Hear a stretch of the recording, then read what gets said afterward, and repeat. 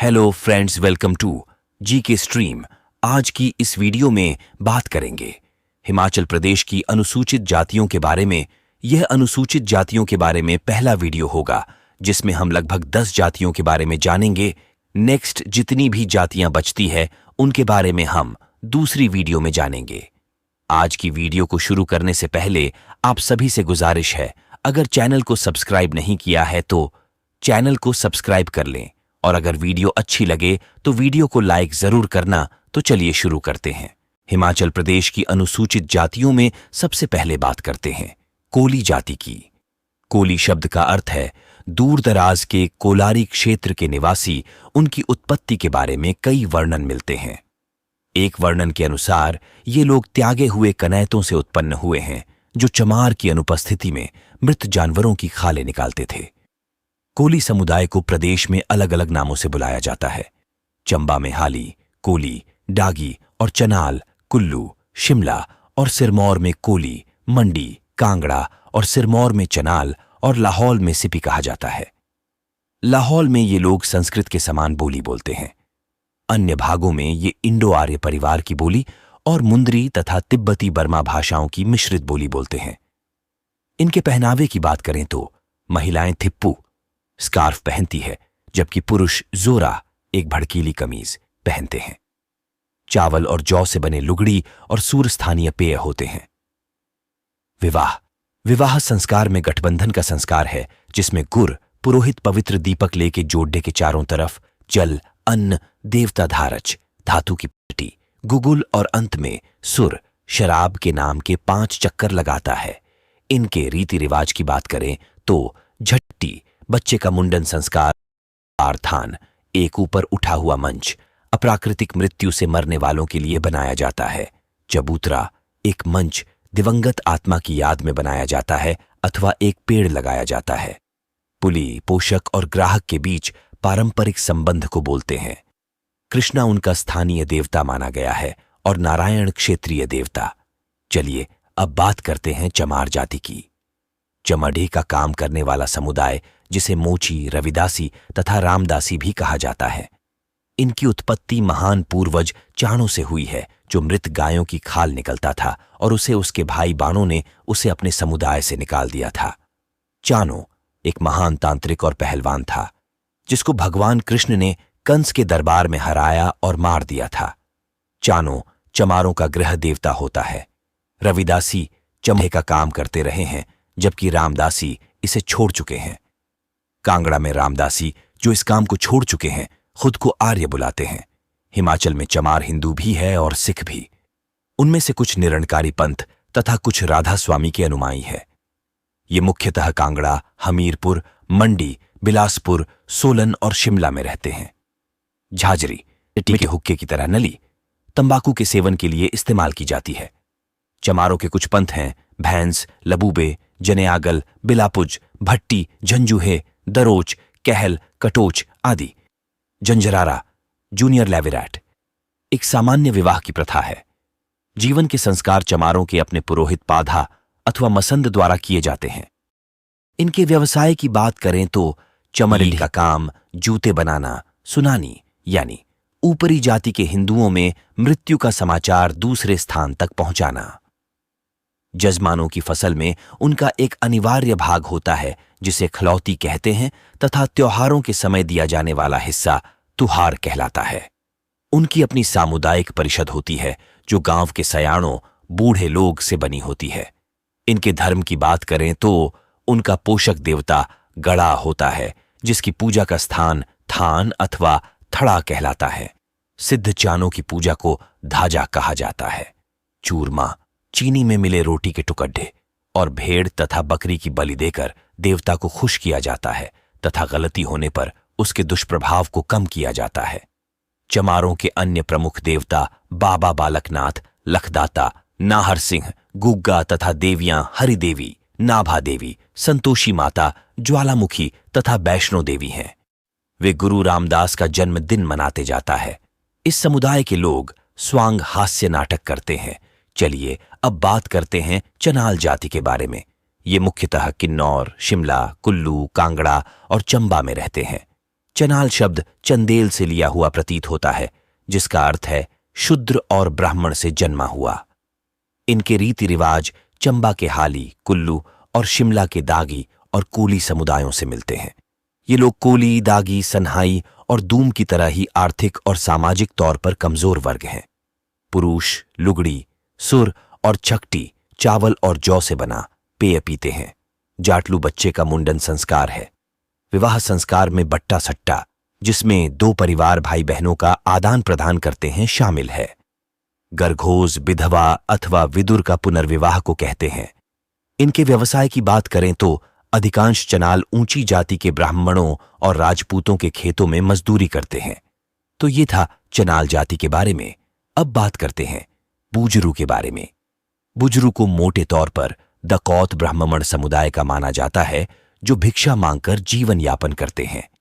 यह भिक्षा अशुभ सितारों जैसे शनि, राहु, केतु को शांत करने के लिए दी जाती है। इन्हें विभिन्न नामों से जाना जाता है, जैसे बिलासपुर के कुछ भागों में इन्हें पांडा, मंडी में ज्ञानी और कुछ भागों में पंडित जी भी कहा जाता है। कुछ बुजरू अपने नामों के साथ अग्निहोत्री आदि सरनेम लगाते हैं। रोज के अनुसार बुजरू शब्द की उत्पत्ति हिंदी शब्द बुझना से हुई है, जिसका अर्थ है किसी के दिमाग को पढ़ना और भविष्यवाणी करना। और दकौत शब्द दक ऋषि अथवा गर्ग ऋषि से लिया गया है, जिन्होंने उन्हें एक संगीत वाद्य यंत्र भगवान शिव का दक डमरू दिया था। ये लाहौल, स्पीति और किन्नौर के अलावा बाकी सभी जिलों में फैले हैं। रोज और इब्बिटसन ने इनके बारे में वर्णन किया है। इनके कुछ एक गोत्र हैं, जैसे कंस, गौतम, भाट, नाग आदि, जो अर्धपोपो, मास्कू आदि के समतुल्य हैं। पंजप अथवा गुंठ प्रसव के बाद की शुद्धि प्रक्रिया होती है। खिरपू संस्कार बच्चे को पहली बार खाना खिलाने का संस्कार होता है। इनके व्यवसाय की बात करें तो ये समुदाय अपने परंपरागत व्यवसाय बुरे सितारों की शांति, चंद्र, सूर्य ग्रहण, तुलादान, उड़द दाल, सरसों, नमक, तेल आदि दानों पर ही आश्रित है। नेक्स्ट जाति है हाली। हाली का अर्थ है वो व्यक्ति जो हल से अपनी जीविका कमाते हैं। ये चंबियाली बोलते हैं। उनकी लिपि फारसी अरेबिक है और कुछ टांकरी का इस्तेमाल करते हैं। कुल्लू और किन्नौर में इन्हें कोली कहा जाता है।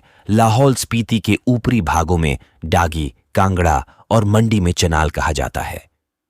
इनके विवाह संस्कार की बात करें तो मालिया, वधू मूल्य को कहा जाता है। सामान्यतः लड़की शादी के बाद अपने पति के घर पर रहती है, परंतु यदि लड़की के पिता के कोई पुत्र संतान न हो तो लड़का घर जमवाई बनकर अपनी पत्नी के परिवार के साथ रहता है। बितलाहा, पुरोहित, जो विवाह संस्कार करता है। गरघोज विधवा पूर्ण विवाह को कहा जाता है। विधवा बिना गरघोज के भी किसी के घर में रह सकती है और इस तरह से उत्पन्न संतानों को चाखांदू कहा जाता है, जिनका संपत्ति पर हक होता है। तलाक की बात करें तो तलाक को छड़ छड़ा कहा जाता है। अकरारण 90 दिन का होने के बाद बच्चे को घर से बाहर निकालकर सूर्य और चंद्रमा के दर्शन करवाते हैं। मुंडाबंद, यह विरासत में मिली जायदाद का कानून है।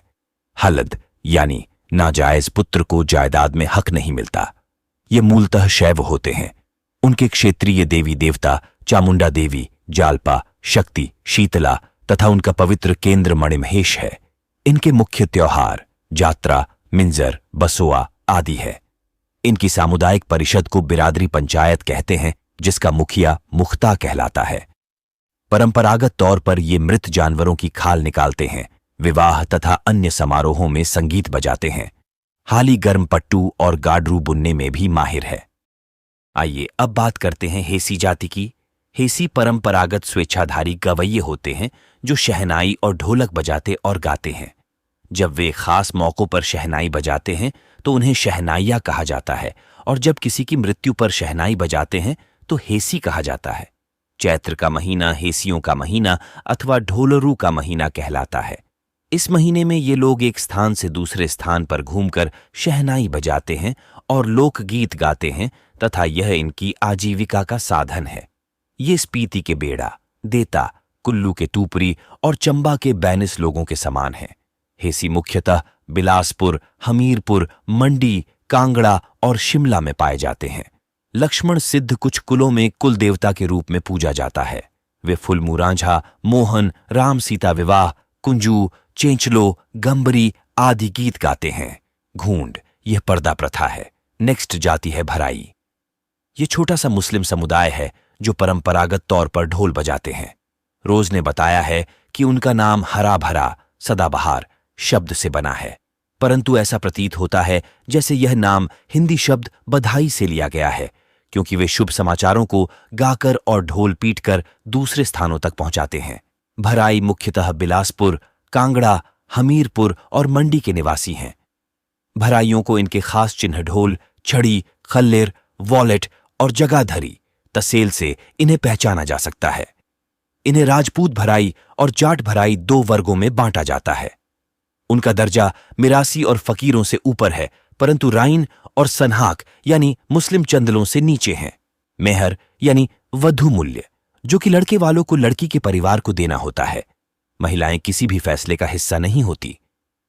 सन्नत अथवा खतना यानी पुरुषों का लिंग उच्छेदन बचपन का संस्कार है। कौल करार यानी सहमति, जब मौलवी लड़का लड़की से विवाह की सहमति लेता है। सखी सरवर पोषक देवता होता है। उनके स्थानीय और वास्तविक देवता हैं लखदाता, बाबा बालकनाथ, नाहर सिंह और गुग्गा। वे ईद, बकरीद, बसोआ यानी बैसाखी, सैर और चिरण मनाते हैं। फकीरों की तरह भराई भी ढोल पीट कर धमाल नृत्य करते हैं। नेक्स्ट जाति के बारे में जानने से पहले अगर आपको वीडियो अच्छी लग रही हो तो वीडियो को लाइक करें और चैनल को सब्सक्राइब करना ना भूलें।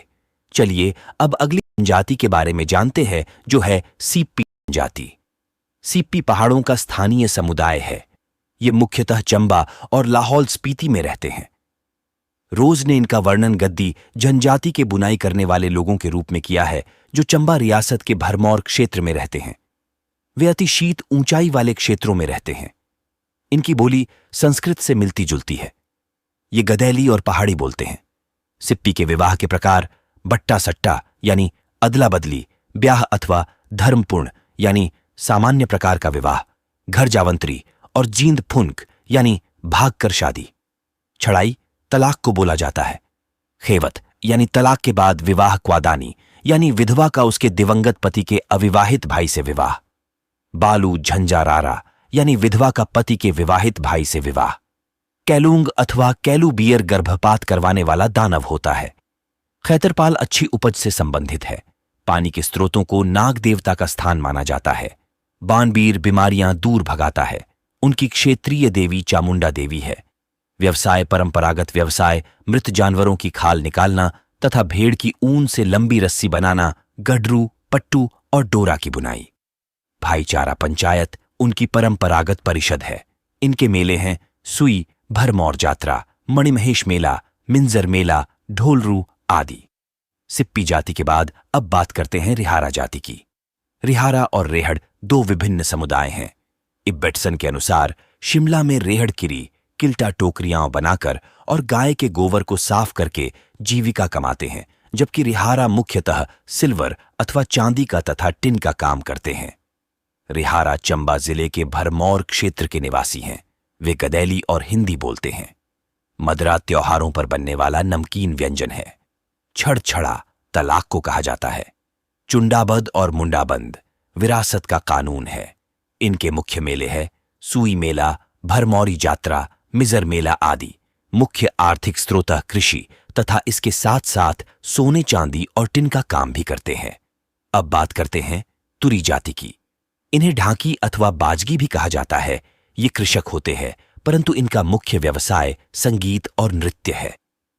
शिमला की चौपाल तहसील के किरण क्षेत्र में इन्हें दयाल कहा जाता है, जिनकी महिलाएं काले जादू के लिए प्रसिद्ध हैं। इनकी अधिकांश जनसंख्या सिरमौर के ट्रासंगिरी इलाके में है, परंतु साथ लगते शिमला क्षेत्र में भी फैले हैं। ये लौहारों से नीचे तथा छूंडा और चमार समुदाय से ऊपरी स्तर पर है।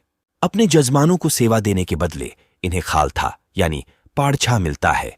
ये लोग सिरमौरी बोली बोलते हैं। सिड़कू, बबरू, अनकलू, चुल्ले आदि इनके मुख्य पकवान हैं। रास नृत्य इस समुदाय में बहुत प्रचलित है। इनके विवाह प्रणाली में बट्टा सट्टा, झंझरारा और हार मुख्य प्रकार है। बिष्ठाई अथवा बिष्टी अथवा रीत अथवा डेहरी यानी दहेज प्रचलित है। तलाक को डिंगटा यानी डंडा, छोड़ना अथवा पीठ झाड़ना सामान्य तौर पर विवाह संबंध को तोड़ने के लिए प्रयोग किया जाता है। दशुथानः यानी जन्म के 10 दिन बाद शुद्धि स्थान, इस मौके पर एक हवन किया जाता है। इनके धर्म की बात करें तो तूरी मुख्यतः स्थानीय देवी देवताओं को मानते हैं तथा इनके धार्मिक कार्य के उपलक्ष्य पर वाद्य यंत्र बजाते हैं और शक्ति के उपासक होते हैं। सिरमौर के वासी शिरगुल शिव के भक्त होते हैं और शिमला के वासी महासू देवता को मानते हैं। कुल देवता परशुराम व स्थनीय देवता होते हैं। ग्राम देवता खेड़ा जो बुरी बलाओं और बुरे प्रभावों से गांव की रक्षा करते हैं। तूरी लोगों के धार्मिक स्थल रेणुका और हनोल उत्तराखंड हैं। इनके मेले और त्योहार कौन कौन से हैं, चलिए जानते हैं। मुख्य मेले हैं बिशु का मेला नए साल और नई फसल की कटाई के अवसर पर मनाया जाता है। हरियाली का मेला अगस्त में मनाया जाता है। बूढ़ी दिवाली नई दिवाली के 30 दिन बाद।